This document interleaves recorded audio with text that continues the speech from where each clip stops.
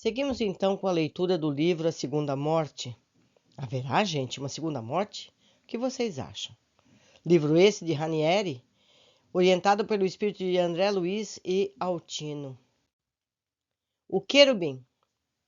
Mas é um pássaro? Perguntei. Não, não é um pássaro, disse Apolônio, com expressão de profundo respeito. Olhe bem. Observei melhor, embora à distância, ao mesmo tempo que Apolônio colocava a destra sobre a minha cabeça, produzindo irradiações poderosas que me ampliavam a visão. De imediato, minha visão dilatada fez-se aproximar prodigiosamente, como um microscópio da ave, e estarrecido vi que era uma figura de um ser de forma humana, de um homem ou um anjo, o que me parecera antes milhares de minúsculas penas luminosas, coloridas, era agora a visão ampliada de irradiação colorida de matizes, tons e cores de uma variedade infinita, cores jamais vistas na Terra, e de uma variegada gama que sucedia o infinito. Parecia água irisada. Assim, vi que não eram penas, nem que era uma ave, a águia ou o condor. O homem exibia a face de um anjo de extrema doçura e tive a impressão de que me olhava com bondade. Atrás dele, centenas de espíritos diáfanos transparentes o seguiam, vibrando no espaço que iluminava o céu estrelado como se fossem outras tantas estrelas, e senti que na realidade nos aproximávamos da sede do reino de Deus. Em face do meu inegável assombro, Apolônio esclareceu. Aqueles espíritos que formam o cortejo do querubim são as libélulas. Sim, são as libélulas como acontece aqui. Você vai ter oportunidade de vê-los nascer. Calei-me, estatelado na imensa e aparente solidão do cosmos. As libélulas. A história das libélulas espirituais me impressionou. O anjo que singrava o céu com prodigiosas irradiações de irisada luz multicolorida me assombrara. Mas as libélulas menores de tamanho, que viajam de pé ou em posição vertical como um ser humano, por absurdo que pareça, me impressionavam mais. A maioria apresentava fisionomia entre feminina e masculina.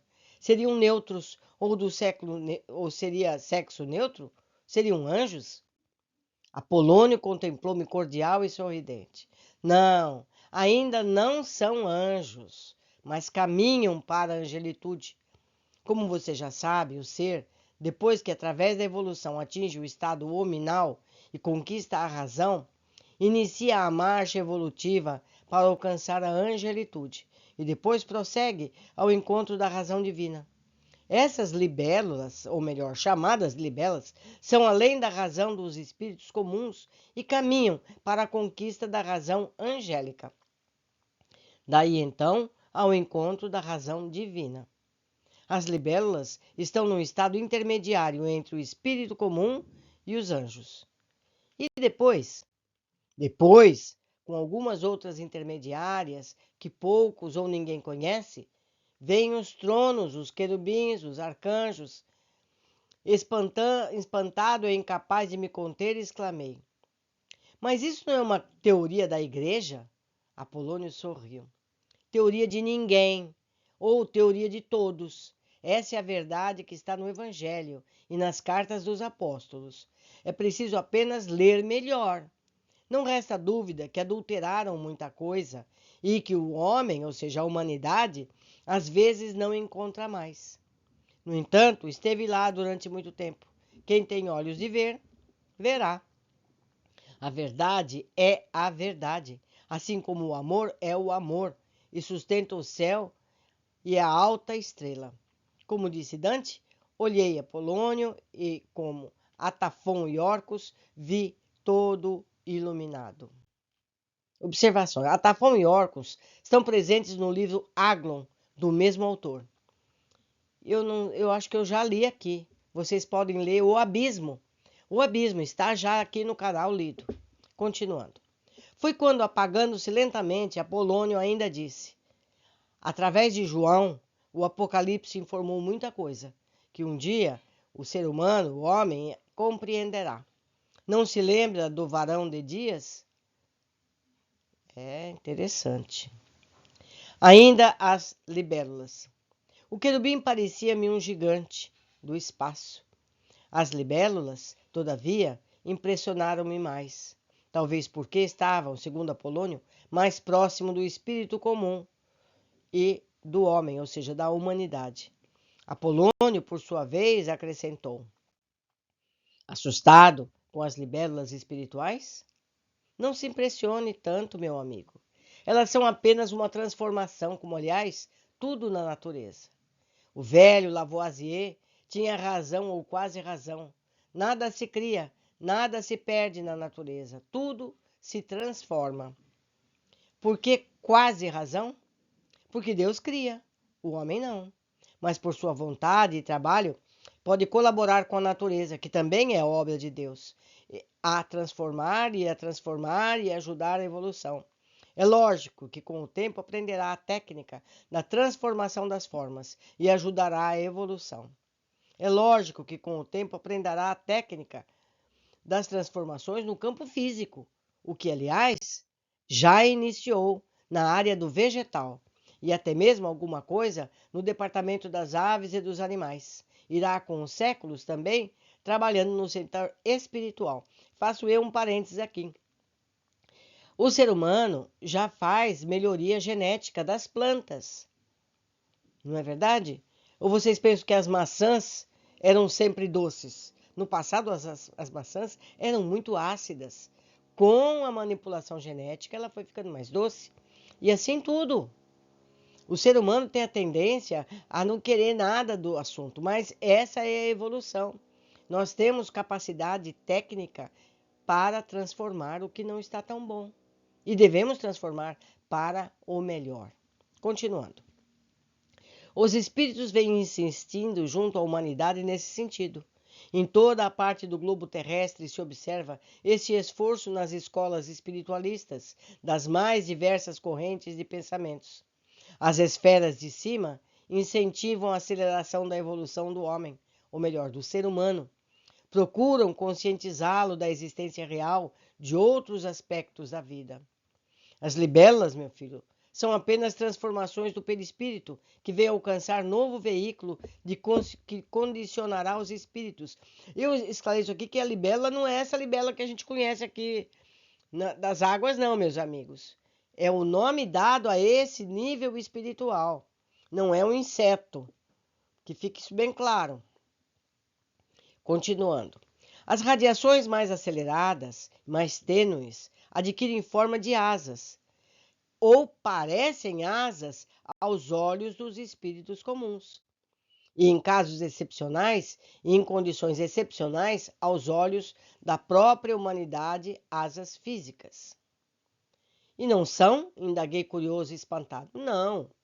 Anjos são materiais da nossa matéria quintessenciada espiritual. O céu, firmamento visto da terra, não é azul para o homem? Pois é. E a sombra não é apenas ausência de luz? A rigor, a sombra não existe. Na realidade, a sombra, ou a treva, é filha da luz e existe em decorrência da luz. Porém, em si mesma, ela não existe. Pensem bem, meus amigos. Pensem bem. A gente vê a sombra quando existe a incidência de luz. Se não tem uma incidência de luz, a sombra não existe. Ela desaparece. Porque a sombra não existe. O que existe é a luz que projeta a sombra.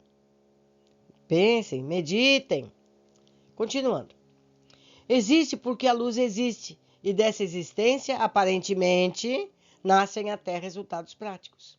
O viajor cansado descansa à sombra das árvores e bebe água fresca junto da sombra, que refresca o riacho ou a mina. A árvore, no caso, funciona apenas também como um simples obstáculo da luz. Logo, o que de fato existe é a luz. Compreendi de imediato a imensa sabedoria de Apolônio e continuei estático a contemplar as centenas de libélulas que desfilavam pelo espaço. Quer dizer que um dia nós também seremos libélulas? Perguntei a Apolônio. O espírito sorriu suavemente e respondeu: Por certo, Calicrates, por certo, todos alcançaremos esse estado. Em breve, teremos a oportunidade dos seres que se denominam libelas nessas regiões. São espíritos que deixaram a casca, como se afirma nas esferas das materializações provisórias e até nas permanentes. Você está espantado? Os espíritos do lado de cá chamam vocês da terra de casca. As libelas são espíritos que deixaram a casca.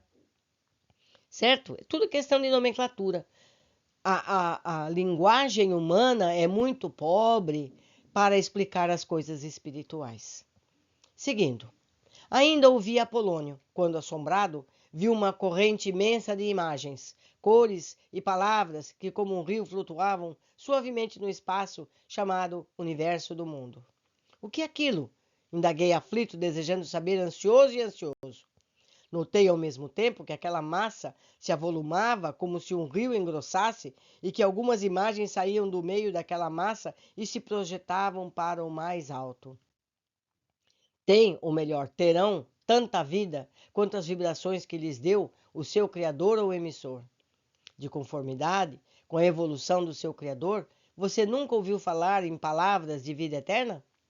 Por exemplo, as palavras de vida eterna são as que foram pronunciadas por Jesus ou pelos verdadeiros iniciados.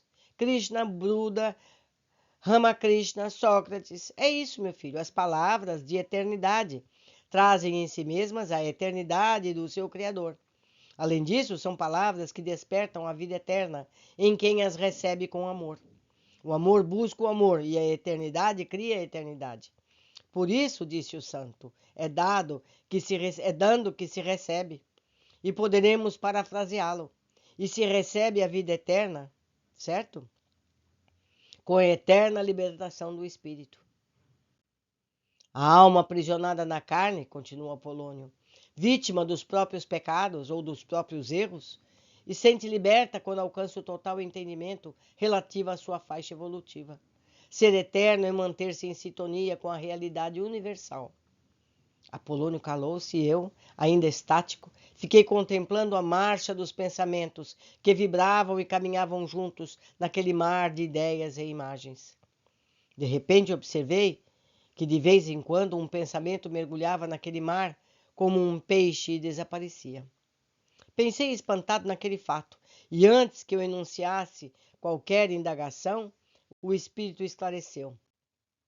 Meu filho, as mentes situadas abaixo de nós, ou pouco abaixo da região onde estamos, como poderoso imã, atraem esses pensamentos que parecem mergulhar pela lei de afinidade vibratória e as assimilam.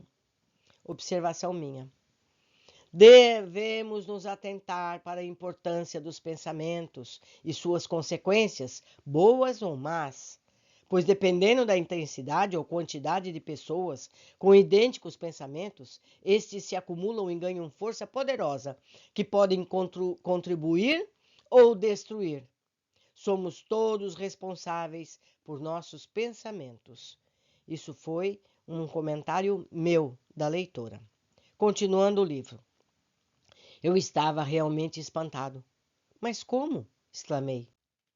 Atração vibratória, meu filho, atração. A prece é um exemplo típico disso. Quando alguém ora e a sua prece, pelo sentimento superior de quem ora, alcança as proximidades da mente de um santo. É atraído por ela, e o santo, sentindo a justiça, a necessidade e o merecimento de quem pede e o merecimento de quem vai receber, imediatamente atende o pedido ou então envia-o para o departamento do auxílio, onde será estudado ou atendido ou não, conforme o caso. Então, nem todos serão atendidos? Não, nem todos. Dependerão sempre do merecimento do intercessor e da necessidade e merecimento de quem é de fato o necessitado. Foi então que compreendi o problema da prece, às vezes tão discutido em nosso mundo, e imaginei o trabalho de Santo Antônio. Meus amigos, Santo Antônio no Brasil é o santo casamenteiro. Então as garotas oram a Santo Antônio para que arrume um marido. Nem sempre isso é possível. Por quê? Nem sempre isso é bom para a evolução. Farei eu aqui um comentário. Os pais recebem pedidos dos seus filhos, não é? E os pais atendem a todos? Não. Os pais atendem aqueles pedidos que são bons para o seu filho, não é? É a mesma coisa. Pai, o Pai Celestial também nos atende segundo as nossas verdadeiras necessidades e segundo o merecimento de cada um de nós. Sempre para a nossa evolução. Continuando. Mas tartamudeei. É só isso? Não há mais nada? Bem, o intercessor tem que ser justo. Você não conhece a carta do apóstolo que diz: muito vale a oração do justo? O merecimento do intercessor consiste nisso. Ele oferece parte do que é seu ao tutelado ou protegido, que tanto pode ser um rico quanto um mendigo, um miserável. No reino de Deus valem as coisas espirituais em primeiro lugar. E as materiais? O egoísmo, a maldade, o orgulho, a cobiça, enfim, no mundo de lá, são considerados coisas materiais. E, evidentemente, os santos já estão livres disso. Compreendi e Apolônio abraçou-me carinhosamente. Vou mostrar-lhe algumas coisas, mas para isso teremos que descer um pouco. Senti de repente que caía em mim mesmo, como quem se sente deslocado de uma altura para outra, e senti alguma coisa semelhante ao que o homem sente quando sobe num prédio alto ou se balança numa gangorra. O frio e o vácuo na barriga. Meus amigos, para a maioria das pessoas tudo isso parece fantasia de filme de Hollywood. Isso por quê? Porque de fato tudo é maravilhoso e a linguagem humana é pobre para descrever. Então, nos parece maravilhoso, nos parece real. Mas vamos pensar mais, vamos meditar. Como disse mesmo aqui, olha o Apocalipse de João, como tudo parece fantástico. Por quê? Porque João não conhecia aquelas situações que ele estava vislumbrando. Por hoje ficamos por aqui. Eu aguardo a todos na continuidade.